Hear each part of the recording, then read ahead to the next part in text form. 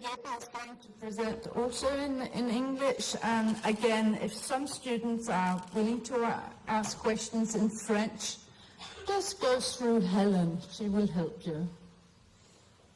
Yes.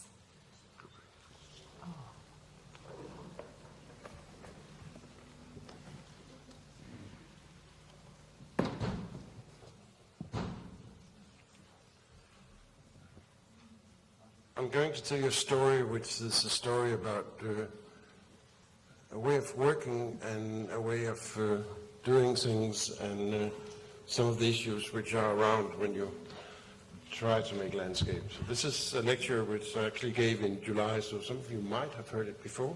Kind said I should come here and tell exactly the same. As I can't remember what I said, I will try to do something else. But anyway, Kronborg, which is on this picture, I'll come back to later. But in my head, it's really about form. It's all about making forms, doing man-made things, that we do things which really put not only a picture on the plan, on the drawing, but also in real. Doing that means that you have to work with light, you have to work with botanical things, you have to work with mirrors and water. I said in the beginning it's all about water. It's very much about water. And it's very much about shadow, which is a part of where the light goes. I remember the first time that my son, he was about 2 or something like that, he suddenly saw that every time he stepped down and up, there was a shadow underneath his foot. Very simple. But even that, it's a tool you can work with. And I like tools. I like having tools which you can do things with, and I like having rules for what we do. Usually in Nofis, we always put up rules because it becomes much easier. You don't have an unlimited way of doing things. You have 6 ways to do it, and that's part of it. At the time where I stayed here in Paris, I found out that all of the chairs in Jardin Luxembourg had numbers underneath. And we started for a time to really measure them. Where did they go each morning? How come they moved so much? How come that sometimes they were in one end of the park and the next morning they were in the other end? I mean, they look quite equal. The other thing we saw was that we could actually read almost the conversation people have had, whether they were 1, 2, or 3, whether they were discussing, whether they were in love, or just having a rest. I believe that these things you can see it easily. It comes. This is the 22nd of February this year, and it was the day where summer, spring came to Paris. Everyone had to run into Palais Royal and find a chair and sit there for the lunch break. Some of these things are really the way we are. That's how we behave, and I think we can predict that. I think it's our job as landscape architects, planners or architects to try to facilitate that these things happen. At the same time, I think a bigger part of this is also a form follows function. These fishermen's huts in Sweden are exactly as far from the sea that they don't disappear in the storms in the winter. The boat is so much on land that it's still there next morning. And it's not a place for living, it's a place for the fishermen's gear. They come here. It was not designed, it was made. Made because you needed it, made because it had a function. But we can do more than that. We can even put mise en scène so that it becomes something really fantastic. This is my own beach in Denmark, it's where I live. It's a beach I've always shared with Jørn Utzon, and when you see the Sydney Opera, you can easily see that those shells came easily sitting here drawing in the sand. I've been doing that with him. He was a very wise man. But when you see the shadows, then comes the question. I remember this competition we were doing with some Danish architects, and they said, Yep, how is this surrounding for our art museum looking? I said, and you know that they'd have to be very good from the beginning because we're going to print it in the Spanish magazine as soon as we have won the competition. I said, I don't know exactly, but I know that I've put some trees. And after 90 years, they should be quite beautiful and have a really nice shadow. So I think you put your building in the magazine, and I'll wait for the trees. But they do something else. They move. So when you see the shadow from these plane trees, this is a still photo, but when you see it, it's really moving all the time. It's turning around, and it's a magic play. A magic play which comes from this place. This is where I live in Sydney, when I'm in Sydney. And I mean, they're just some trees which have been cut in various ways and give this beautiful shadow. So to try to design, you have to do even more. You have to do something which is exact, special. I mentioned that we had these 5 rules, 6 rules. For this project, I didn't plant these trees, but I used it for the discussion. We came to our client and he said, how come that you used 4 months to do a line of trees? I said, there was a very long time where we had 2, and it took time to come down to that 1 line. So for a time we had these line projects. In the office we call them line projects. Lines, 1, 2, 3, sometimes 4. The other part of that is the elevation, to do things which are elevated, to do things where suddenly you have a staircase where you look out. You will know this place, and it's a beautiful place. And when I was the president of European Landscape Architect, I had my office out here and was very often here in the morning. And the magic of both the form and the nature, that the steam comes up from this by itself, is something which maybe he didn't knew that when he made the drawings that this would happen, but it's just so beautiful. In Jutland, I was asked in Denmark by the municipality to make something out of a big hole, because they have sold all the gravel for the road department. And I said, it's not a hole, it will be a lake. They said, could you give it a natural form? I said, the lake is 25 hectares, it will be seen on every map you have, and it will never look like nature. Drop that idea, don't make it nature, make it man-made form so that we can use it for buildings, we can use it for swimming, we can use it for windsurfing. And by the way, you have a lot of sand around, so it will be a beautiful place to be in the summer and in the winter. And so we did. The mayor said there will probably be about 5,000 on the opening day, and 40,000 came. So when you do things like that, they become popular.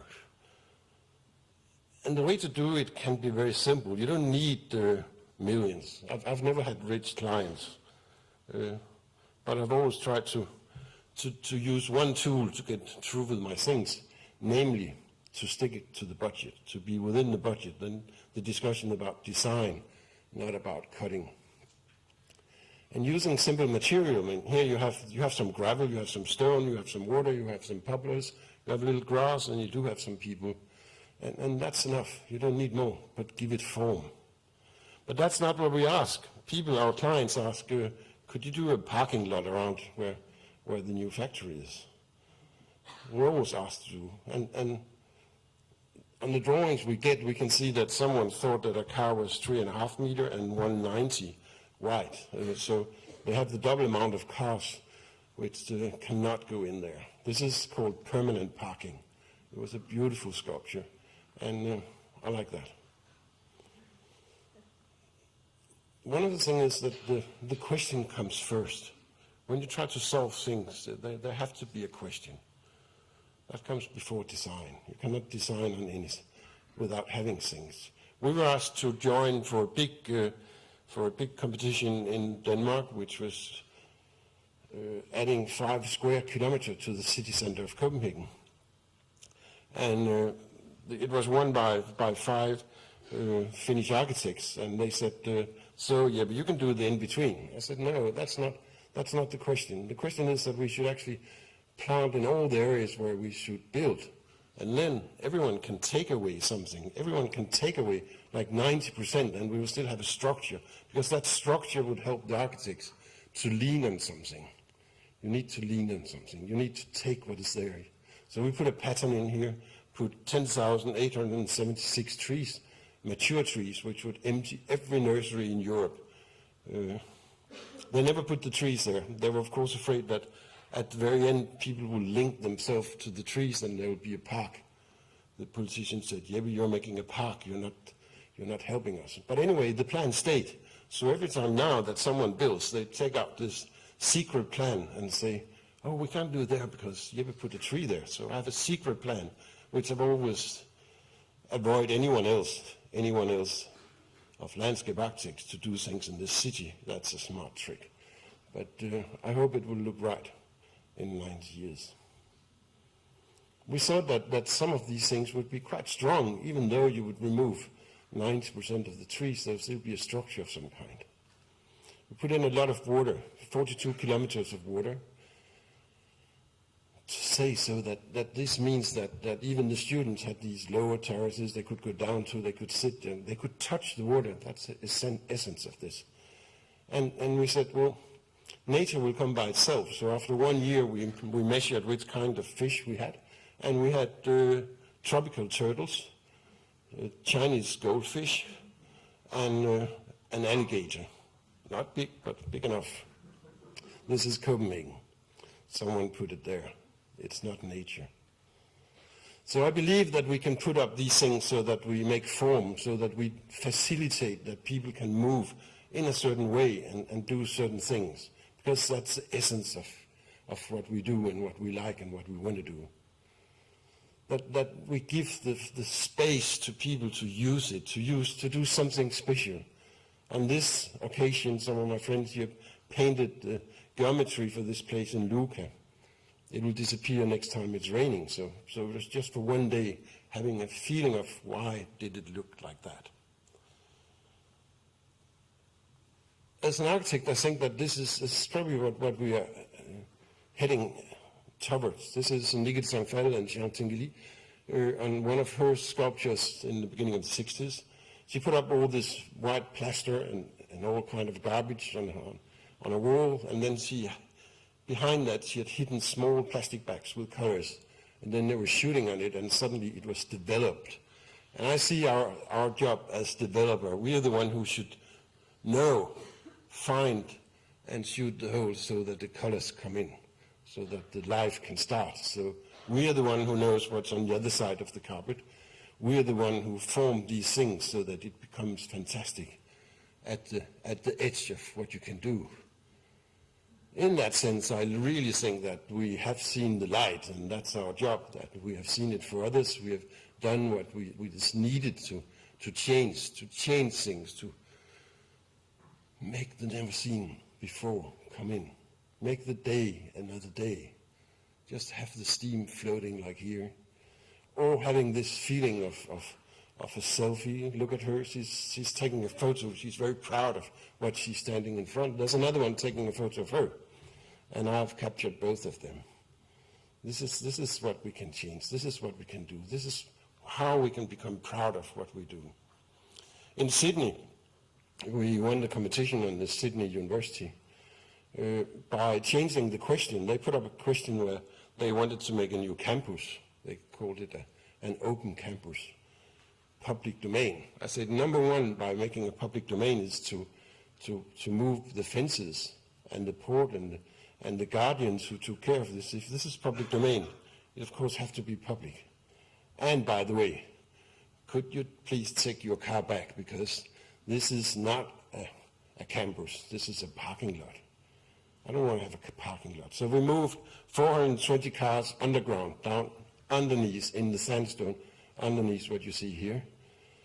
We changed it so that it became a place you could walk, a place where students, teachers, professors, and others could meet, and where you could take your children and say, maybe one day you'll be here.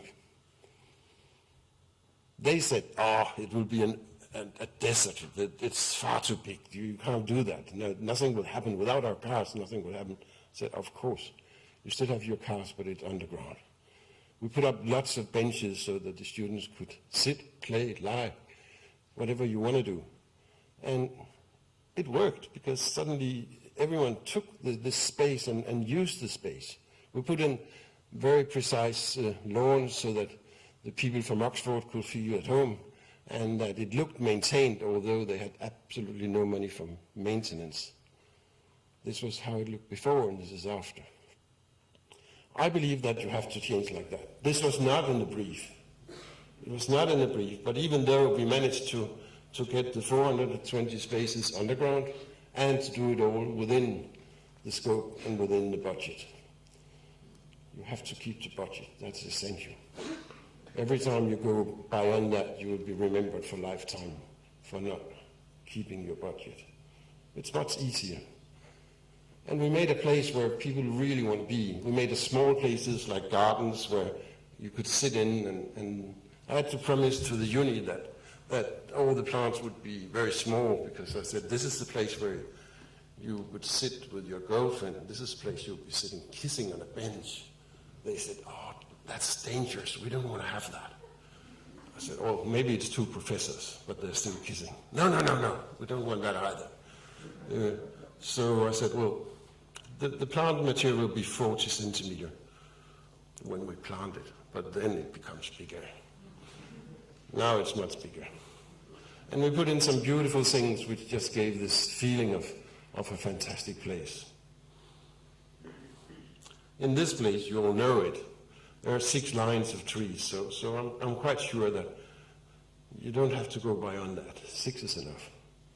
This is a beautiful place. And this in Jardin des Plantes is enough to make a park. You don't need a big 250 hectare.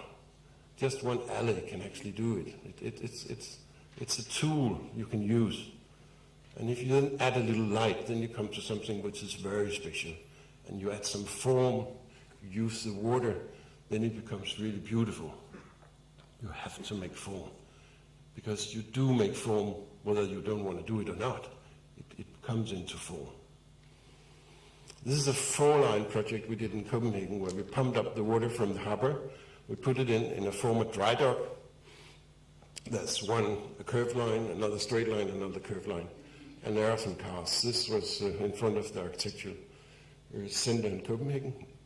And it was just to put a mirror, just to take the sky down, just to see that you can see that the gliding clouds comes into the water. We pump up the water from the harbor. It's very simple. In the beginning, we had a lot of problems with snails and small fishes. But then I put a Moulinex in the pump, and we don't have that problem anymore. It's like a fish soup somehow. But yeah, you have to consider how can you do the unexpected? How can you add some things which make people act in another way, make them do things they haven't thought about? And we did that in Hamburg, where we put up artificial moonlight. So we changed the color of all the city light and some of the uplight. And then we put this blue artificial moonlight. And the thing was that some people saw it, some didn't. And some really got in the mood for this moonlight. They start singing moonlight serenades and things like that. Others just walked through. I believe that by just putting here one lamp, you can do that. We made another one in Sydney, which was also a moonlight project, where we just put one bulb up in a tree, which had a very precise shadow, and said it was the moonlight tree. And I said to the curator of this event, it was 20 different artists, I was one of them, in Sydney, that you will see tomorrow people come here, and when they're standing here and looking at the shadows, they will start to embrace, and they will kiss each other before they go on up to the observatory. She said, you just want to kiss me? And I said, yes, let's do it tomorrow. So we went up there the day after, and actually everyone did that. So I believe if you, by putting one lamp, one bulb in a tree in a city, can make everyone kissing, you've done a quite good job. This is make love, not war, in a simple way. So we made that a little bigger. We put the tree lights up in a bigger scale. These are quite magic. In Singapore, at the harbor at the Marina Bay, there's a lot of light there. So I convinced all these buildings that at 8 they should shut down. So we had a little more play to do in the water. And we put up this, which is tree lamps, red, blue, and green. And when they all hit at the same place, they should be white. But because of the waves, they had all kinds of colors. So it was like looking down to a place with a lot of diamonds, emeralds, and whatever. And it really was like the place where the rainbow goes down somehow. Sometimes the question is wrong. When we were asked to redo Hyde Park in Sydney, I think they had the idea that we should modernize it. Actually, the park is big, fantastic, have a lot of trees, and many of them have diseases, so that's a problem. And then they have made too many passes in it. So I said, the whole thing about having a place to have your lunch, this is a place where you go with your lunchbox. So you need benches. If you have read all of Jan Gehl's books, you know that only two sit on a bench, one in each end, and if you sit in the middle, they look at you in a strange way. But we 10-doubled the amount of benches, and that was it, and then we replanted some of the trees, and then we changed the lighting. In Sweden, they didn't know what the problem was. They made a new city called Västra Hamnen, and the problem was that they had all these stones, which you see in the corner, which had to be higher up than the level of the city, which will never make this the city urban, because you always had these stones which were in front of the water, so you couldn't really see the water, or you couldn't go down to them. So we made a very long bench and one staircase. And what happened here was that this was an exhibition, you paid a fortune to come into it in the beginning, that when you came here, even businessmen, they started undressing. They took off the tie, they rolled it, very precise. Swedes do that. And then they would strip completely and go down and swim. And the organizers said, Jeppe, we have a severe problem here. Everyone who comes to this staircase take off their clothes and go swimming. What can we do? I said, well, the only thing you can do is that you put some beautiful girls down there with towels, so when they come up, they get a towel. Be sure that the logo of Malmö is on it, and do say that they can keep it, and they will remember it. And that went on for the whole summer, because the opposite thing was this was how it looked before, and I mean, come on, it doesn't really work. So we made this 400-meter long bench, which you could sit on, climb on, walk on, have catwalk on, whatever. And it works. It works so well that there are so many people there now. We also put in this 10 square meter thing. In Sweden, it's quite common to dance in the forest, to have these things put up in the forest. So if I put a place here, maybe one day some will dance. And it started immediately that people used it in the evening. Beautiful, beautiful. I had the feeling it could happen. It did happen. So you have to make it, you have to do these things that suddenly things happening. So suddenly someone is sitting there just putting their feet in the water. A nice feeling. Sometimes it's too rough, so you can't do it. Sometimes it's there to make the horizon precise.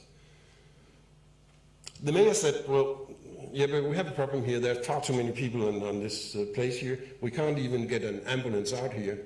Could you make something around the corner so that we could disattract people and take them over to another place? So we did so. So we made this one, which is called Badepladsen, the bathing place, which have 3 piers so we can jump into deep water. And it was finished in end of autumn, November, I think. And it immediately became another spot. Very popular, so many people here. And it's used all over, all year. And just a small, lying behind this wall is enough so that you don't have the wind. And but it became too popular, so the mayor said, could you do another thing which could disattract people? So we're now making this swimming pool here, just beside, where it's a rock pool. It's inspired from Australia. And we take in water here, and it will be open 24 hours all year. And no guardians, you can just jump into it if you like. And it should be finished in 2 years. The construction has started. Because when you're here, because it's all about water, you see this water, you have a feeling, you have to touch it. Is it fresh? Is it nice? Is it cool? Is it warm today? And there are many people. There are quite a lot of people, because this has become the most popular place in Malmö at all. Everyone goes here all year. in Kronborg Castle, Elsinore, where I've lived myself for a long time, we had another problem. We had the problem that we had a former ship wharf which was not working. It went down as all ship wharf in Europe. We had a castle, a Renaissance castle, very beautiful, in very good shape, never restored, which was a good thing. But it was not like this as it should be. There were parking, there were construction right into it, and it has been slowly demolished by the ship wharf. This is a project I worked on it for 25 years. That's another thing. Keep your ideas, because sometimes it takes time. I thought, well, this was how it finally looked. We had all the cranes removed. We had this land in the middle, and I thought, every second year, some architects put up a building here and said there was a beautiful view from their building to the castle. I said, maybe you can also see your building from the castle. Maybe that's not so good. So I decided to do something else. I decided to remove all this and to make much more water and to reconstruct the shape of this ravelin, we call it in Danish, which is a terminology for how you shoot and really have the fortification for the castle. It's a complicated thing to make a fortification a place where people come, because it's supposed to do the opposite, to keep everyone away. So we put far more water in the harbor than have ever been there, which was not historically correct. We changed all the shapes, we redid all the fortifications, we used one of the dry docks. There's just an open basin which was there with water in. We moved the fences so that it will always have water from now on. It's a beautiful place. And some architects took some of the buildings and moved them into a cultural center, which is there now. And we put some long benches so that everyone could sit. In this project, we actually have 1.5 kilometers of benches, all places you can sit. I think it's essential. I think you have to do that. And it has to be uncommercial. You don't have to drink to sit down. That's essential. We put places where you could walk straight down to the water. And we put up new ways of anchoring ships. And then we had this green thing in between, which is just a no man's land somehow. It will be used for events sometimes, but not that often. And when you see it from there, you see very precise how it's a replica of the other one. It's just flat. It's not built up as a fortification. So half of this project is a restoration where we make very precise excavations around before, and we also have some of the original drawings. And the other part is interpretation of what this is, to try to tell the story about this castle, about how it was built, and when. And that's how it is. It was opened 2 months ago, so it's quite fresh. And then BIG, Bjarne Jekels Group, took the other dry dock and made a maritime museum inside the dock, which is very beautiful. You should go there and see it. It's a fantastic thing. They didn't use the dry dock. They just used it as a light court, so it gives light in under the plaza where the museum is situated. So this is how it looks from there. And it's all made of very solid material. This is not wood, it's timber. It's big timber, and it can last for 100 years. The screws are probably the one which lasts the shortest, but you can replace it. And that's what it's all about, doing things in good materials, keeping things. We used 1.8 million of cobblestones to put this. We did get the cobblestone prize for that, so there's some good things about things. And it's now there. You can go and see it. And it's a magic place in Denmark. It's where you go around. Even when you see the cruise ships coming, they go like this because everyone is on the one side when they pass Kronborg Castle. And then when the Queen has her birthday, she's up here sailing around it. And when on her birthday they fire 27 cannons, which is very beautiful. It comes up like this and it becomes more and more and more. It's magic. And that's how I think that these things should be. There are some rules. My daughter always said when we were here in Pont Neuf, "Father, we didn't do it." I said, "What didn't we do?" "We didn't go around the trees, so we haven't been there." If you've been down there, you have to go around the trees. If you're in the harbor, you have to go around the lighthouse. If you don't do that, you're cheating. So I had to take Marie to Paris once again and go around the trees to be sure we have done it right. Thank you very much.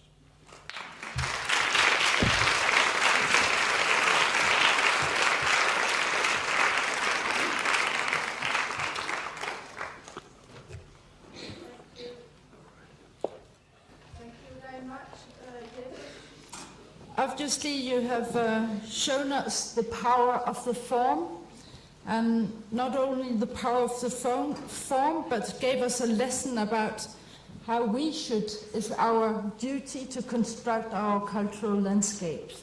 So thanks for that, because I think that is most of the audience is students, so I think you gave them the way. We have that power. One part of the power is also sometimes to say no. To say no to the client. I don't want to do that. I think it's wrong. I don't think we should do that. So there's a very moral part of it too. Be sure that you're not just run by developers, but by your heart. And obviously you showed us two, this is Ms. Van der Rohe who said less is more. This too, I think, is so difficult to explain to a contractor or why should it be less? Why should it be so precise? They don't think they get enough somehow. And sometimes you have these lists where you line up all the things. But I mean, you could line up the colors of the gravel, and there will be many colors. But usually we just say yes, we use some gravel. So Kronborg, which was Shakespeare's Hamlet site for his drama, we think we saw dramatic pictures of it, but also very lovely and dreamly pictures of it. Including the new things, it have become a World Heritage listed UNESCO monument, which is a really nice thing, because I thought that they would just make the castle the UNESCO part, but they also took the new parts and make them UNESCO, so it can't be changed. How good. Good. But are there some questions, please? Des questions? Voilà. Voilà, micro. Si c'est en français, c'est bon. Super.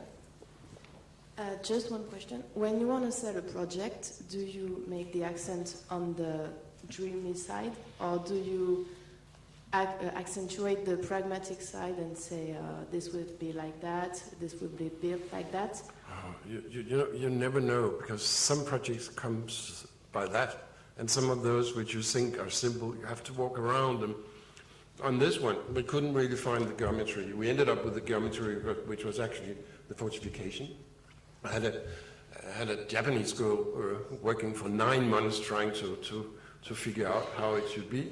And after 9 months, I stopped her, because that was really expensive to have her there for such a long time just for that. And then I took some black and white paper and just cut it by a scissor, and suddenly, bing, there it was. Because you could never have come to that point if you hadn't done all that other thing. And it looked so simple, and everyone in Norfolk said, "Wow, where did that came from?" And it was just cutting, and suddenly it was there. She wanted to make harikiri, because as a Japanese, you can't really work 9 months and then your boss come and make something different, which is okay. So we had to keep hold on her so that she wouldn't jump out of the window for about a week. But she continued with me, and I met her last week. We were walking around in this place. She came from Japan to see it. So things can happen. Another question in the bottom.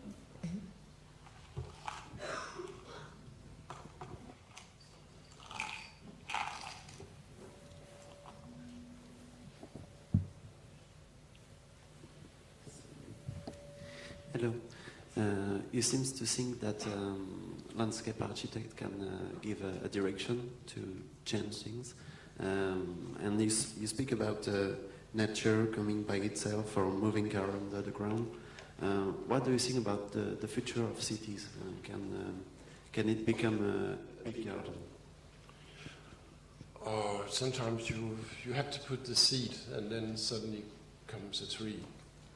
There's a long tradition in Denmark that you put the seed and even we have Aarhus Universitetspark by Sigtun Sørensen, where he did go around and just put the seeds, and then he came back 3 years later and took some of them up. Then he came back 10 years later and took some of them up, and now you have a park of mature trees which are extremely beautiful.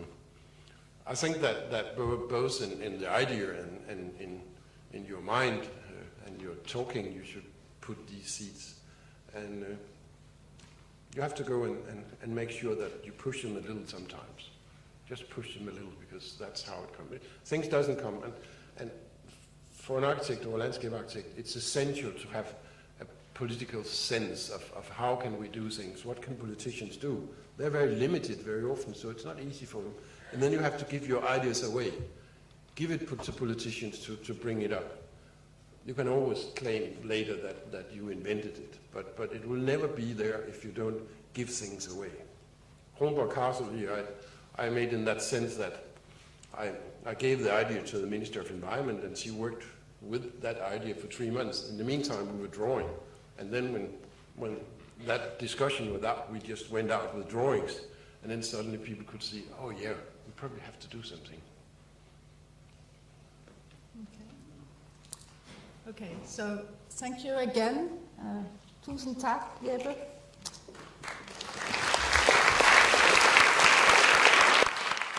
Maintenant, je vais le faire en français. Dans le cadre de cette matinée internationale, on a quelqu'un qui n'est pas international, mais français, mais quand même très international. Peut-être vous ne le savez pas tous, mais depuis, Françoise Crémel a enseigné très tôt, et très tôt, pas seulement à l'école du paysage de Versailles ou ailleurs, mais surtout aussi en Inde. Et c'est cet héritage de son travail en Inde qu'elle va nous montrer ce matin sur la question effectivement de l'urbanisme paysager et quel héritage possible y a-t-il avec des notions, des concepts de André Le Nôtre. Merci Françoise. Bonjour. Alors, effectivement, je passe de Versailles à New Delhi, à la fois comme étudiante et ensuite comme enseignante, et je continue à faire ces allers-retours en proposant aujourd'hui à mes étudiants toujours de travailler sur New Delhi et de travailler sur une forme de déplacement du regard. J'ai beaucoup admiré ce que faisaient mes prédécesseurs ce matin en proposant leurs outils et une sorte de confiance dans leur travail, une confiance qui vient à la fois des principes qui les meuvent, des gestes qu'ils effectuent. Enfin, je pense à JP tout à l'heure avec ses plateformes en herbe et ses plateformes tenues, qu'ils travaillent à toutes les échelles avec une telle puissance que finalement, c'est ce qui finit par faire sa vie et par faire le contour de son arbre.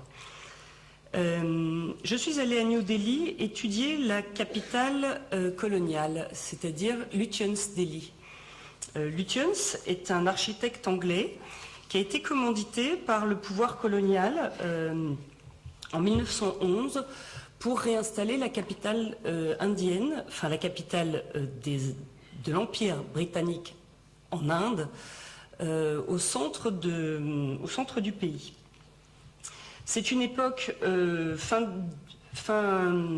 19e, début 20e, où l'Europe est très bouleversée par une pression démographique croissante, beaucoup de progrès techniques, une géographie industrielle qui bouge tout autant qu'aujourd'hui, des mouvements syndicaux qui font évoluer la société, et puis aussi, à la même époque, une émergence de nouvelles questions sociales, économiques, démographiques, culturelles. La science se pose énormément de questions et on s'intéresse à la fois à l'environnement, aux conditions de production, à la communication, à la gestion du travail et des réseaux. Ce qui m'intéressait en travaillant sur New Delhi, enfin moi-même ayant travaillé très longtemps chez Alexandre Chemetov, il était à cette époque en train de travailler lui-même sur l'ambassade de France à New Delhi avec son père qui a construit le bâtiment et lui-même le jardin. Nous travaillons donc à ce projet quand il m'a dit « mais va voir ce qu'il reste de Lutyens Daily parce qu'il y a des formes sur lesquelles on peut s'appuyer ».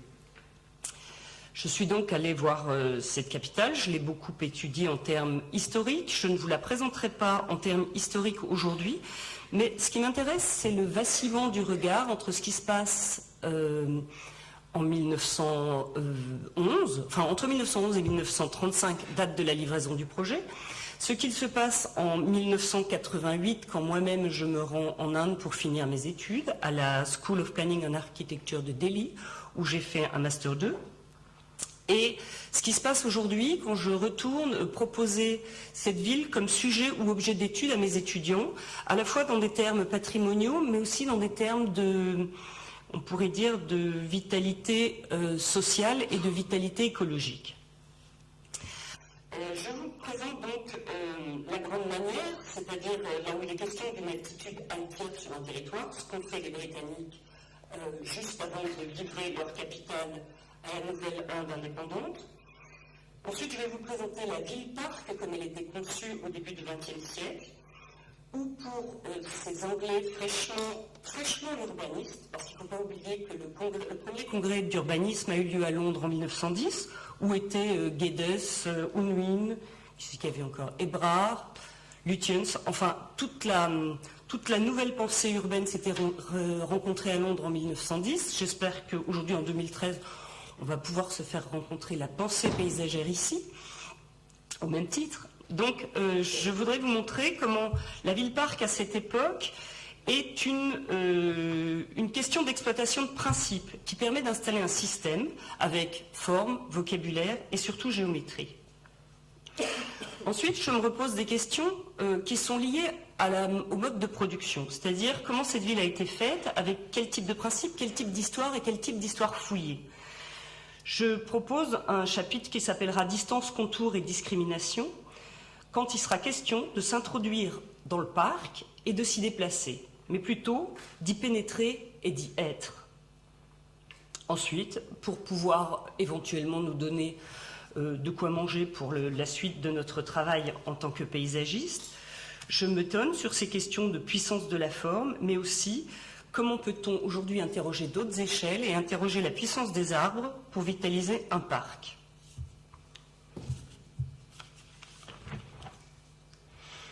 Alors, je propose... pardon. Je ne sais pas du tout comment on retourne dans l'autre sens. Voilà. Je voulais vous montrer la ville capitale de New Delhi, qui s'étend quand même sur 16 km², qui fait la place Belle à un énorme palace qui était le palace du vice-roi, qui devait donc représenter la royauté britannique dans ses colonies, avec une puissance importante dans le sens où l'Inde à cette époque l'Europe à cette époque encore calme, présentait en Inde une sorte de tremblement suite à la révolution des Sipahs en 1857 qui avait mis en péril la puissance britannique sur un de leurs territoires. Donc c'est une démonstration de force et une démonstration d'arrogance d'un pouvoir sur un territoire, tout en utilisant la belle manière. On peut dire que New Delhi est un des derniers programmes d'art urbain. Enfin, c'est la dernière matérialisation d'un programme d'art urbain où on va utiliser la forme territoriale, les appuis géographiques, la définition des formes en tant que pas de doigt, étoile, grand tapis, tous ces termes qui ont été empruntés au jardin pour formuler des villes à l'image d'un territoire de chasse ou d'un territoire de jeu ou d'un territoire d'agrément comme le jardin, trouvent sa puissance dans une échelle urbaine. C'est donc un territoire de 16 km² qui sera qui sera proposé et que moi je propose à votre regard sous la forme d'un reflet dans une flaque d'eau juste en face du grand secret du palais du gouvernement et du secrétariat. Pourquoi j'ai choisi de vous montrer cette image? Parce qu'elle me pose des questions sur la capture et sur la matérialité. La capture d'un moment éphémère par rapport à une image et une représentation puissante sur une flaque d'eau qui, à ce moment-là et dans cette configuration, permet encore d'en saisir les contours. Par ailleurs, la question de la matérialité est posée par ces deux personnages que vous voyez au fond, qui sont en train de couper l'herbe sur un territoire qui fait sur un tapis vert qui fait exactement 300 mètres de large sur 1 km de long, et où ces deux jeunes hommes sont en train de couper l'herbe avec une petite faux et un petit ciseau à herbacées, tout en ratissant le territoire à la main.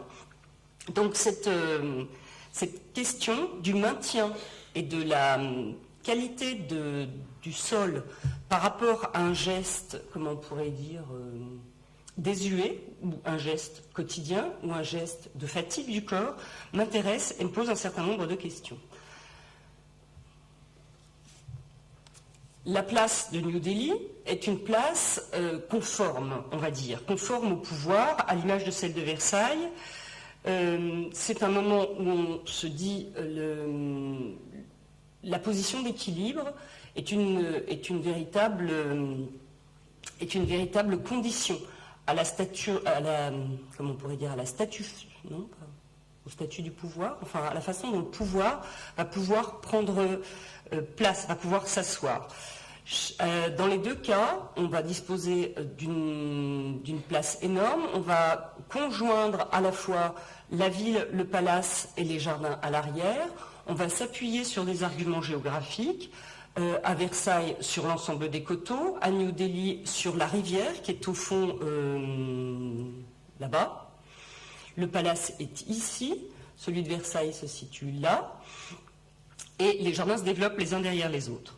L'un comme l'autre, donc, s'équilibre sur une dimension grande et sur des appuis géographiques. Par ailleurs, cette grande manière est soutenue par des grandes manœuvres. Ce qu'on appelle grande manœuvre, c'est la question des moyens employés et la question de la géographie touchée. Les moyens employés sont, dans cette époque de remaniement, comme on pourrait dire, sociaux, urbains et de réflexion sur le transport des matériaux. On va réinstaller des lignes, comment on appelle ça, des lignes de chemin de fer pour pouvoir transporter des matériaux énormes. Il faut quand même penser qu'à New Delhi, le nombre de matériaux véhiculés ont quand même mobilisé les gens pour un chantier d'une vingtaine d'années. Par ailleurs, la dimension grande est aussi donnée dans la façon dont on va toucher la géographie. Vous avez à droite une image de la colline sur laquelle va s'appuyer le château du vice-roi pour pouvoir installer celui-ci et lui donner une planimétrie correcte. On va l'attaquer à la dynamite et on va, de ce fait, éliminer un des principaux éléments géographiques naturels du territoire de Delhi.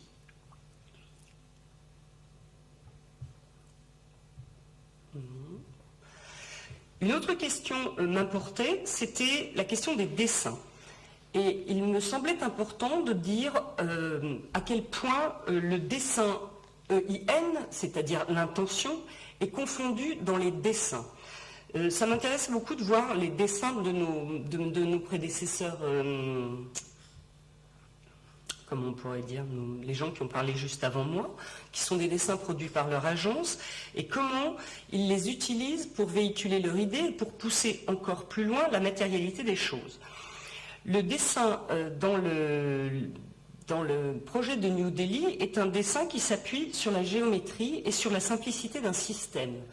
Nous avons le dessin de base de la forme urbaine, une triangulation autour de grands ronds-points qui seront plus ou moins larges en fonction d'abord du nombre d'artères qu'ils devront distribuer et puis de la qualité des vues qu'ils devront ménager éventuellement.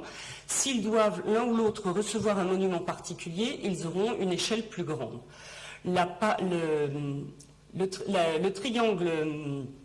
Le triangle déterminé par les voiries va déterminer les zones de résidentialisation dans lesquelles vont s'organiser des lotissements qui seront des lotissements destinés à la fois aux gens du gouvernement comme aux employés, avec une hiérarchie dans la triangulation et dans la proximité du palace qui sera en fonction de la place et du statut de ces différents hommes de pouvoir ou employés du gouvernement. Que ce soit d'ailleurs le gouvernement britannique en place au début du XXe siècle ou le gouvernement de l'Inde démocratique après 1947. Les dessins sont assez simples, dans une partition assez égalitaire, dont la géométrie sert de mode de division, et cela simplifie à la fois les décisions et simplifie les moyens de communication de ces dessins. Les dessins que vous avez en dessous sont les dessins qui sont des dessins d'ordonnancement des plantations et de positionnement des différents bâtiments dans la parcelle. Les dessins qui sont l'aménagement des ronds-points sont des dessins qui ont été faits par Lutyens et son équipe, qui sont en ce moment, et d'ailleurs toujours gardés à la Royal Library à Londres, où il y a des kilomètres et des kilomètres de calques qui dessinent ce kilomètre de jardin et ces 300 mètres ces 300 mètres de largeur qui dessinent cette avenue avec un trait relativement simple et non défini par la matière. C'est uniquement le contour du trait qui est présent, un contour totalement géométrique qui permettait éventuellement de véhiculer un certain nombre d'idées par rapport à la nature de l'arbre, la taille de l'arbre, sa position, sa relation vis-à-vis de la voirie, sa relation vis-à-vis des bâtiments, et dans une sorte de distance vide qui était uniquement une distance en termes de mesure et non pas en termes de matière ou en termes de substance. Les dessins les plus élaborés par le Delhi Committee autour d'Edwin Lutyens étaient des dessins de ce type-là, c'est-à-dire des dessins où la matière végétale commençait à prendre effectivement qualité à partir d'une orientation, c'est-à-dire qu'il y a des côtés de l'arbre qui sont plus ou moins ombrés que d'autres, et puis aussi une sorte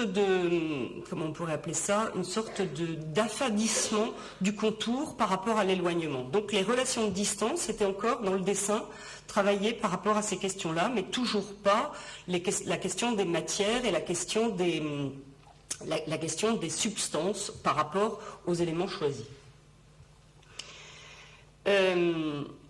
Les éléments choisis ont été des éléments relativement simples, dont la qualité principale a toujours été la question de la dimension juste, celle qui permet effectivement de se saisir des deux choses dont le paysagiste des trois éléments dont le paysagiste a en premier une possibilité sûre, c'est-à-dire la terre, le ciel et l'eau. Mettre en mouvement, ou tout du moins en stabilisation, pour ce qui concerne cet établissement, mettre en stabilisation le ciel, la terre et l'eau, sont à peu près les trois principes conditionnels du travail de Lutyens.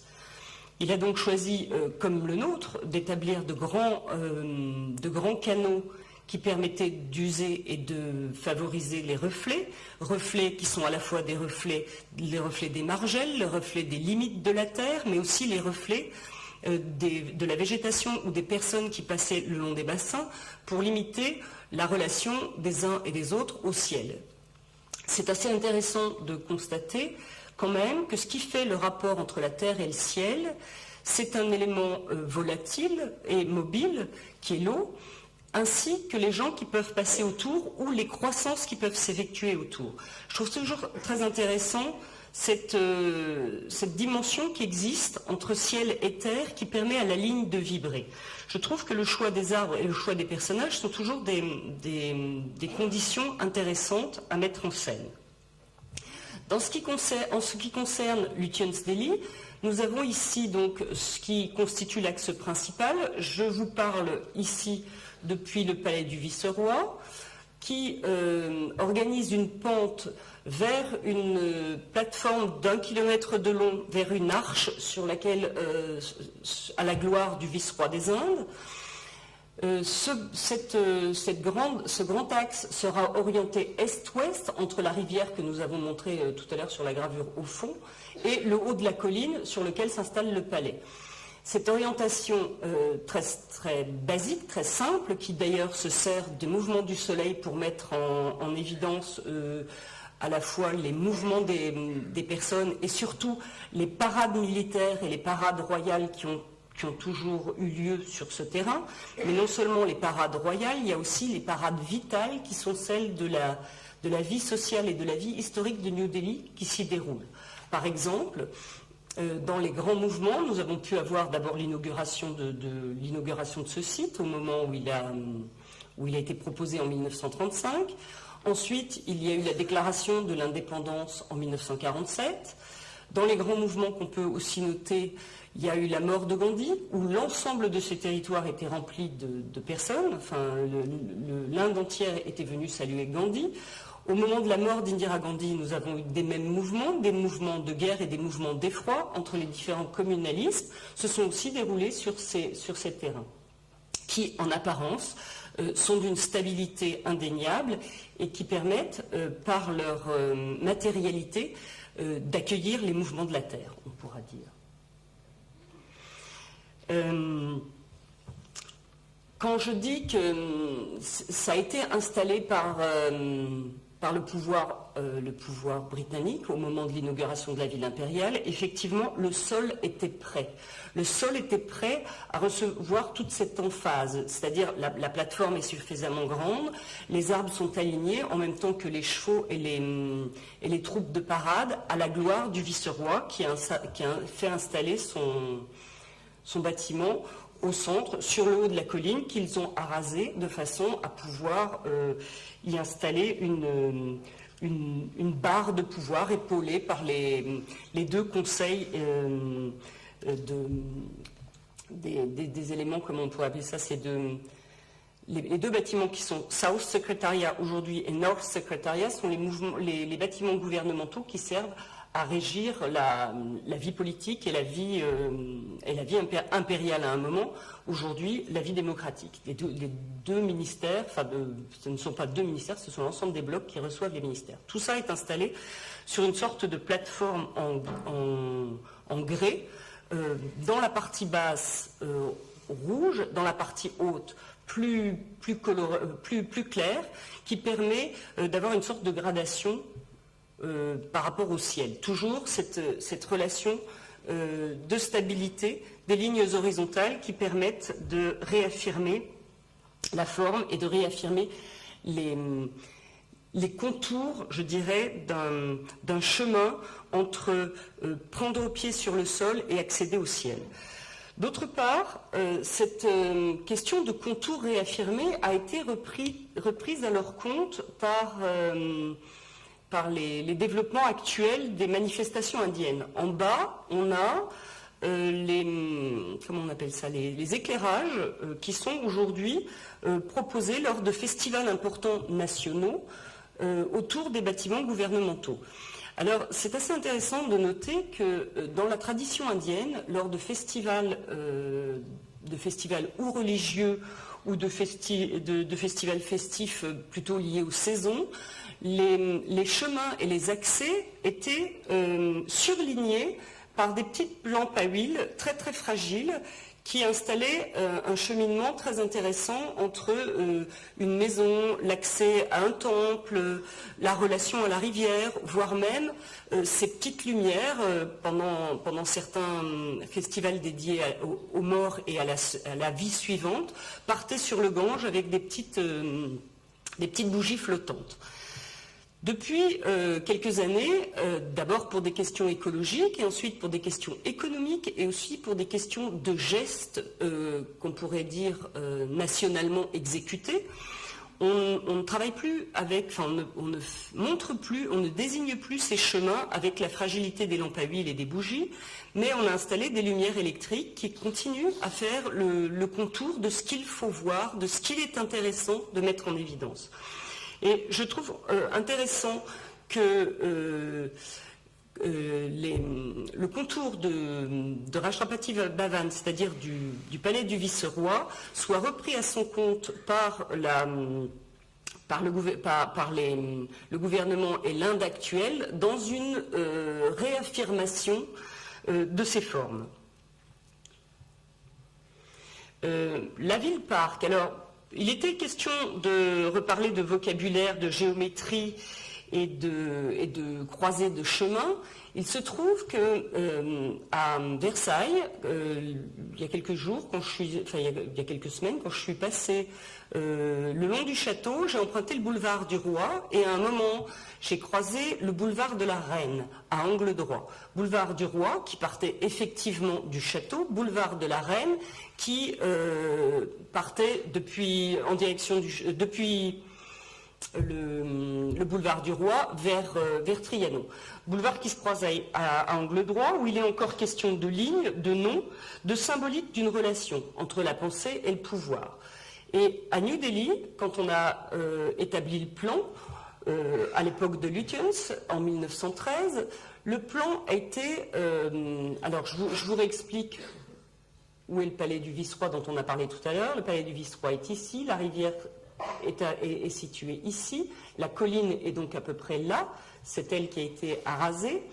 Et puis, cette longue direction qui constitue le parc central, qui s'appelle à l'époque Kingsway, oh là là là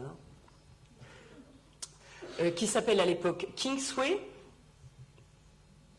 va devenir, au moment, non, qui s'appelle Kingsway, croise dans une dimension nord-sud Queensway, c'est-à-dire le chemin de la Reine, et indique, entre autres, la façon dont on considère le territoire à partir de la croisée de routes, c'est-à-dire un chemin royal et un chemin comment ils l'auront considéré à cette époque, plus populaire, plus domestique. Les deux seront traités d'une façon différente. Vous voyez ici Queensway, qui est Jan Pass pour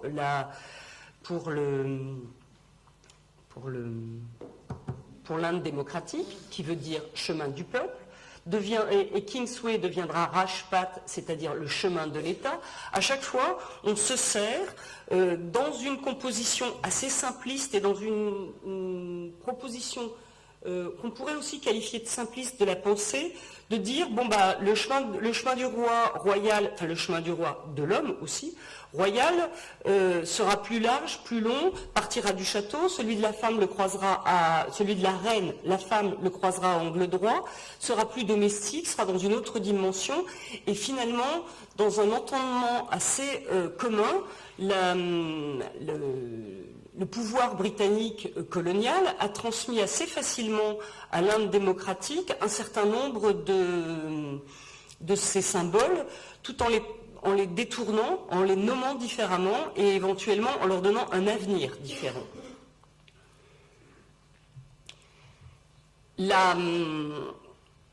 Le motif général était parti du diagramme qu'on a vu tout à l'heure. Alors un diagramme très simple, c'est le premier plan. C'est pas le premier plan proposé, c'est le premier plan accepté, c'est-à-dire un plan avec une orientation, avec une géométrie et toujours avec une pensée sous-jacente assez clairement et simplement exprimée. Il s'agissait quand même de pouvoir dire le pouvoir. Le motif général est soutenu par les modes d'occupation des surfaces, par un diagramme des positions statuaires. Tout ce qui est en rose constitue le pouvoir royal et ses services. Tout ce qui est en vert constitue l'ensemble des espaces verts et des vues dégagées. On se servira aussi à cette époque de tout ce qui peut servir au confort du pouvoir britannique, c'est-à-dire le terrain de polo, le golf club et le golf course, qui sont des terrains qui sont adjacents au pouvoir puisqu'ils sont très utiles comment on pourrait dire, au sentiment de chez soi de tous ces gens déplacés pour pouvoir exercer leur travail loin de leur lieu d'attachement. Qu'est-ce qu'il y a d'autre? La relation au prince indien sera aussi exprimée dans une relation de vassalité, c'est-à-dire le pouvoir royal britannique s'installe à l'ouest, sur la hauteur, et installe à l'est, entourant la statue du vice-roi, et non plus le vice-roi lui-même, installant donc les palais des différents maharajas encore en place à cette époque. Les règles et les prescriptions. Alors, les règles et les prescriptions concernant les voies étaient assez importantes et étaient assez simples aussi. On avait décidé de planter un arbre partout où c'était possible, c'est-à-dire à peu près tous les 15-20 mètres. Peu importe si il permettait une entrée ou pas une entrée à un bungalow, on le réglera plus tard. La plupart des plantations ont été exécutées sous forme d'un préverdissement, c'est-à-dire que les travaux ont commencé en 1912, au moment où le site était encore en passe d'être mesuré, testé, acclimaté et planifié. Des pépinières ont été installées à plusieurs endroits de la ville de façon à fournir l'ensemble des végétaux et à les tester. Les végétaux sont d'une certaine façon mis en rang et enrôlés pour constituer une sorte de voirie très très puissante qui, au-delà du fait de la voirie au sol, permettent d'englober de verre à la fois latéralement et à la fois en surface un maximum de l'environnement. Pour quelle raison ? Les Anglais souffraient du climat en Inde et avaient besoin de retrouver une forme d'attachement à leur pays.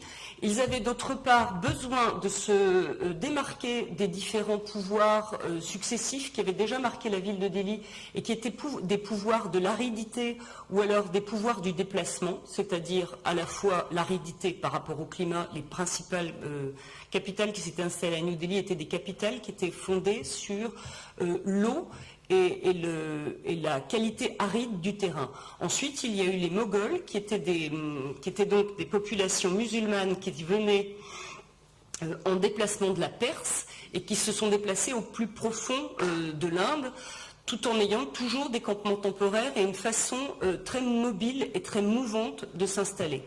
Donc l'idée que le pouvoir soutenait, le pouvoir britannique soutenait, c'était une question de stabilité et une question d'attachement qu'ils avaient voulu favoriser. Ils ont pensé que cette qualité verte et végétale était pour eux un élément de stabilité et de reconnaissance. Donc la préconisation de la plantation à outrance a été dès le début communément acceptée. On a donc installé des voies qui, ces photos sont prises en 1990, elles ont encore été élargies depuis, mais qui au départ ne comprenaient que 2 voies minuscules. L'ensemble était bordé de contre-allées qui n'étaient pas du tout stabilisées en termes de trottoirs, qui ont été stabilisées par la suite et qui ont quand même accepté le passage d'une population de 57 000 habitants à l'époque de la création de New Delhi par les Britanniques, à aujourd'hui 10 millions sur l'ensemble de la ville de New Delhi.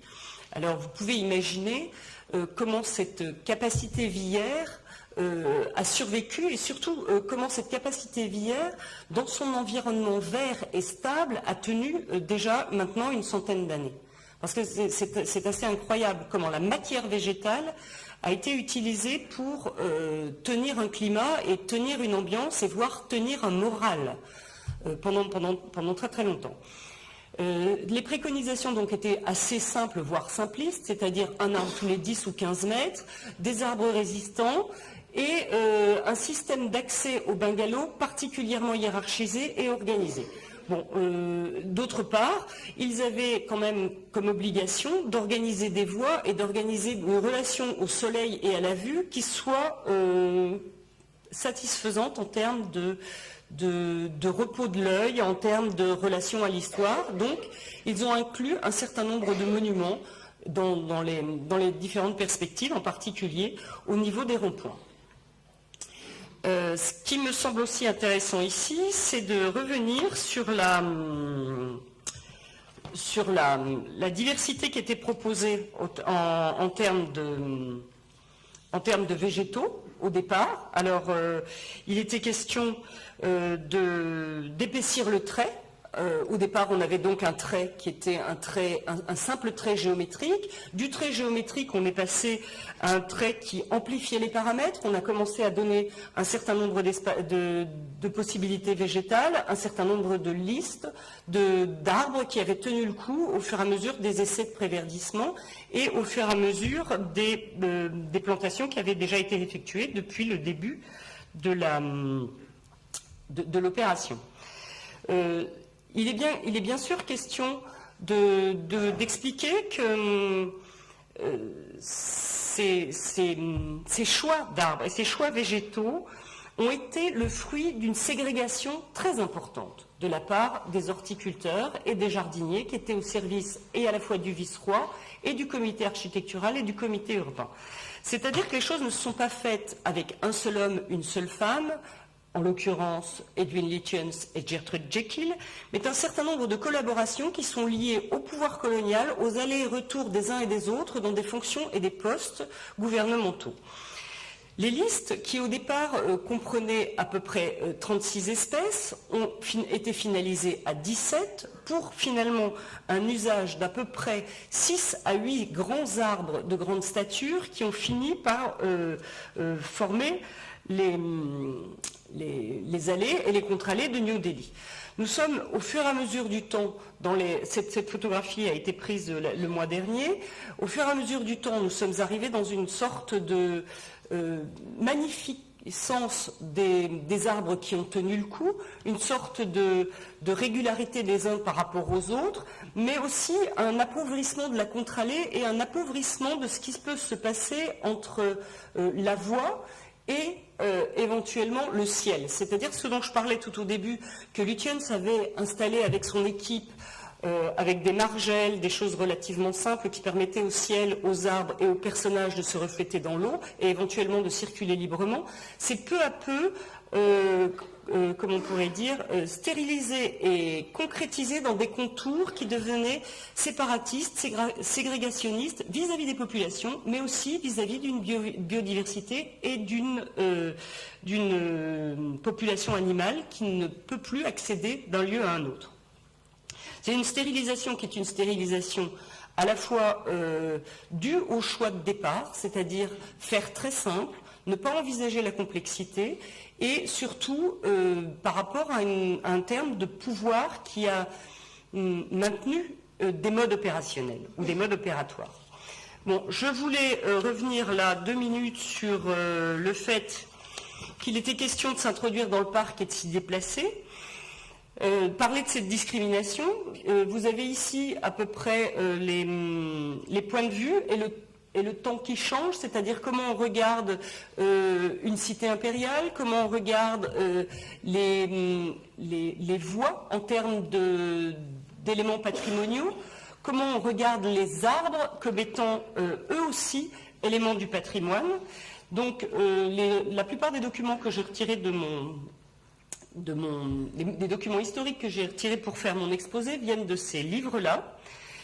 Ce qui m'importait aussi, c'était de parler des permanences, des successions, du pouvoir et des formes, successions qui sont ici dans des formes relativement stérilisées, enfin en tout cas stérilisées par rapport à leur contour et par rapport à une forme qui ne résistera peut-être pas longtemps au temps, en tout cas dans cette capture-là. Je voulais parler de la question de la fixité des images et de la fixité des matières. Quand je suis allée à New Delhi dans les années 90, je pouvais encore, et avec mon œil éduqué à l'école de Versailles, dans l'agencement des choses, retirer du détail des formulations esthétiques de la forme, mais aussi, en même temps, on a une stabilisation et une stabilité de la forme jusque dans ses moindres détails, Aujourd'hui, plus aucun de ces détails-là n'est photographiable par dégradation, pour des questions de dégradation ou de superposition des contours qui font qu'aujourd'hui, l'arbre n'a plus accès à l'eau, l'homme ne peut plus toucher le tronc, parce que ce que disait JT tout à l'heure, c'est que son fils voulait faire le tour du tronc. Mais en Inde, on ne fait pas seulement le tour du tronc, on fait le tour avec ses bras de l'arbre pour l'empêcher de disparaître. C'est une des façons de manifester son attachement à la nature. Je voulais parler de ces débordements où il est question du dépassement et de l'incontourné, où il est question de prendre en compte tout ce qui se joue entre les lignes et les bornages. Suite à ça, je voulais encore parler de la question de la tâche et des premières interrogations que j'ai pu avoir quand je suis arrivée à New Delhi, c'est-à-dire où étaient les choses qui se bougent, où étaient les répressions de pouvoir, comment s'organisaient les manifestations, comment les choses étaient sales avec la matière, comment elles étaient entretenues. Et je me suis dit que c'était peut-être comme ça qu'il fallait finalement se reposer des questions aujourd'hui. Je reviens aussi sur... Attendez, j'essaye de me dépêcher parce que je vois bien que je suis un peu à la fin. Je voulais aussi parler de la question de lier les représentations. Là, ce sont 3 images qui m'ont beaucoup interrogée lors de mon dernier voyage et qui permettent à la fois de réfléchir à cette question du contour et de la matière, quand on voit la pierre de Dholpur qui est mise en challenge par rapport au macadam, ensuite ce macadam lui-même surligné pour redonner à la voiture sa place, mais aussi aux piétons sa direction, rediscuter de la place des êtres vivants et de la façon dont on organise un espace, mais on doit aussi pouvoir organiser de la spatialité pour que quelqu'un puisse se coucher sur le sol et prendre le soleil, quelqu'un ou quelque être. Ici, nous parlerons des chiens errants. 3e question qui m'importe, celle de la main-d'œuvre et de la fabrication des espaces. Comment un espace est-il maintenu, en particulier à la main, avec son corps, dans un geste qui touche le sol? Je me repose la question de l'arbre et j'ai rencontré en Inde ce dernier mois Pradip Krishan. Pradip Krishan est un ancien cinéaste de talent qui d'ailleurs a édité Arundhati Roy dans Le Dieu des petits riens et qui, du cinéma qui n'arrivait pas à trouver sa place, est devenu botaniste à force de regarder différemment les arbres. Lui qui s'est promené dans New Delhi, dessiné par Lutjens, est devenu aujourd'hui quelqu'un qui connaît l'arbre par sa matière à l'intérieur, c'est-à-dire sa saisonnalité, sa puissance de tenue du sol, mais sa puissance de tenue du ciel, par la question des floraisons, par la question de sa singularité en fonction des différentes espèces qui sont étudiées et vues, et non plus comme un élément de contour qui gère uniquement une horizontale et la périphérie d'un houppier tenu sur un tronc. Je me suis posé ces questions-là en revenant à Versailles. Et en revenant à Versailles, je me suis dit comment peut-on rediscuter de la question du territoire, de la géométrie, du contour, de l'agencement des formes. Et j'ai trouvé intéressant cette position de Pennon quand il est venu à Versailles avec ses arbres, avec la matière végétale remise en discussion, dans des lieux qui semblaient incongrus pour l'accueillir et dans lesquels une sorte de puissance d'interrogation s'est manifestée. Et j'ai trouvé ça d'ailleurs assez intéressant en relisant un article publié par, comment s'appelle-t-il, Jean-Christophe Bailly dans l'Impossible du mois de septembre, en me disant que cette fois, la question de la matière, de la vitalité et de la genèse du monde était interrogée.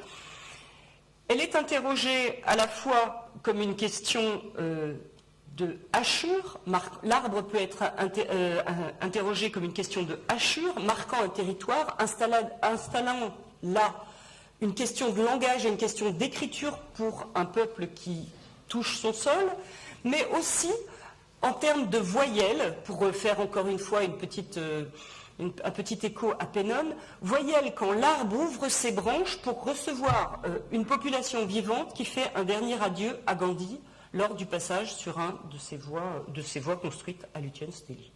Voilà, j'ai fini.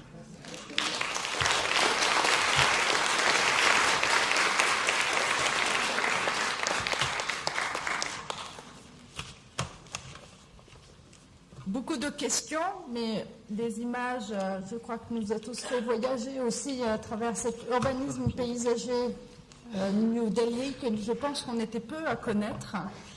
Et on s'est posé beaucoup de questions sur l'histoire et sur le travail de Jeppe et ce que tu viens de présenter de Lutyens et de Gertrude Jekyll sur les questions du paysage et d'un héritage. Et je vais laisser Chiara, historienne, spécialiste sur le nôtre, faire le lien. Si, donc je trouve que ces deux interventions, même les autres en réalité de la matinée, posent tout un tas de questions quant à l'héritage de les nôtres, mais sur un plan qui déborde celui des jardins et qui s'attache vraiment à celui de l'urbanisme, c'est-à-dire l'implication de certains principes de composition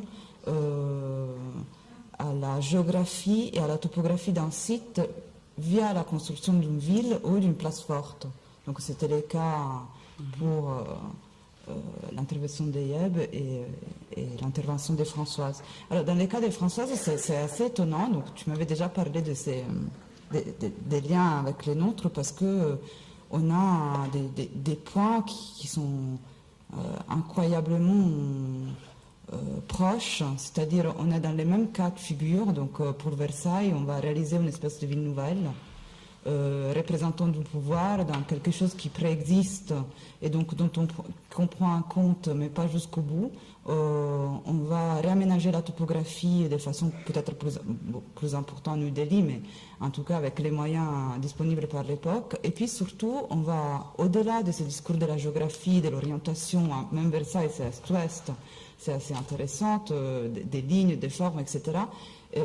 La question que tu as abordée, celle de la manière et des mouvements de sol, donc de se donner les moyens, c'est très intéressant parce qu'en fait on trouve à Versailles les mêmes plans d'urbanisme, entre guillemets, c'est-à-dire planter un pépinière, ce verdissement préalable, la création du grand boulevard, les mouvements de terre, etc. Donc je trouve qu'il y a plein de matières à réfléchir et surtout les liens avec un vocabulaire historique sont très forts et qui dépassent celui de les nôtres. Et même pour la première intervention, c'est vraiment le vocabulaire de l'urbanisme qui passe à travers l'organisation du territoire à celui du jardin et après il revient à la ville. Les verdissements des zones bastionnées, des forteresses, c'est vraiment du XVIIe siècle, là où, par exemple, à Paris, on transforme les boulevards en promenades, donc on va réinverdir et végétaliser. Et en ce qui concerne New Delhi, il y avait vraiment des formes classiques, donc il y avait des perspectives qui faisaient vraiment penser à Rome et à la ville baroque.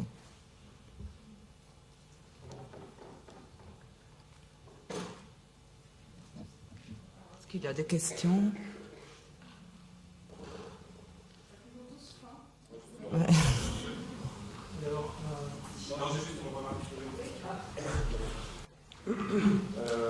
Ça vient là, c'est posé parce que tout d'un coup, il montre comment, il pose peut-être la question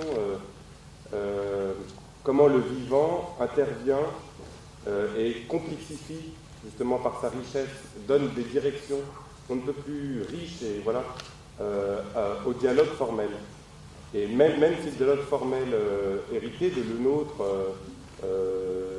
dont on essaye de se faire les contemporains après 400 ans d'histoire, est d'une richesse incroyable. Il y a quand même ces enjeux-là du vivant qui comprend l'arbre et l'homme pour engager le paysage dans une complexité et dans une passion qui dépasse aussi les 400 ans d'histoire, qui dépasse les œuvres de concrètement. Merci. Mais je voudrais redire un truc là, juste derrière. Il ne faut pas oublier qu'effectivement, à l'époque de Lenôtre, à l'époque, pas de Lenôtre, à l'époque de Lutyens, la question de congrès des urbanistes à Londres en 1910 était très importante. Si on pouvait faire ici, aujourd'hui, un congrès des paysagistes qui revisite la question des sciences et la manière d'appréhender l'espace, ce serait intéressant. On a tout le repas pour commencer.